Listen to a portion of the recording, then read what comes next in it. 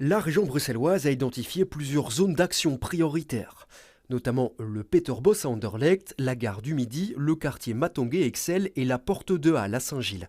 À chaque point chaud touché par le trafic de drogue, une réponse adaptée sera proposée. La gare du Midi, par exemple, la situation n'est pas du tout la même qu'au Peterbos, le type de consommateur non plus n'est pas le même, et donc il y a vraiment la volonté de vraiment adapter le dispositif à la réalité du terrain. Et donc c'est pour ça qu'il y a des dispositions régionales qui sont prises, mais aussi qui sont déclinées en fonction des réalités locales.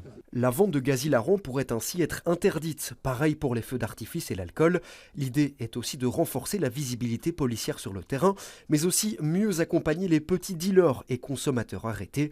Il s'agit souvent de publics précarisés, des sans-papiers par exemple. Maintenant, on voit que quelqu'un qui est arrêté est immédiatement remplacé. Donc nous, on doit s'arranger qu'ils ne retournent plus sur le terrain, qu'ils sont vraiment sortis, qu'on les fait accompagner par l'Office des étrangers, des associations, voire parce que ce sont des gens qui ont besoin d'aide et pas seulement des auteurs de faits. La réponse ne se veut pas que policière, elle est multifacteur. Une réponse qui doit être aussi au niveau de la prévention, mais aussi au niveau de la propreté, au niveau de tout ce qu'on appelle security by design, c'est-à-dire l'éclairage public et les mesures qui peuvent être prises sur le terrain. Donc c'est une stratégie globale qu'on veut mettre en place pour qu'il y ait des résultats. C'est ça le plus important, c'est qu'il y ait des résultats concrets pour les citoyens qui souffrent de cette situation. Plus globalement, la réponse apportée par la région aujourd'hui arrive-t-elle trop tard?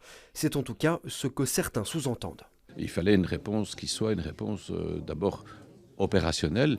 Et pour ce faire, ce n'est pas moi, ce sont les forces de l'ordre, ce sont l'ensemble des acteurs qui doivent déterminer la meilleure stratégie possible pour éviter un effet de transfert lié à des phénomènes. Et donc l'objectif, c'est évidemment d'assurer un caractère de plus paisible dans les quartiers qui sont touchés aujourd'hui plus par le trafic de stupéfiants et la guerre, je dirais, que se livrent les délinquants. Les mesures seront toutes coordonnées entre la région, les communes, la police locale et fédérale.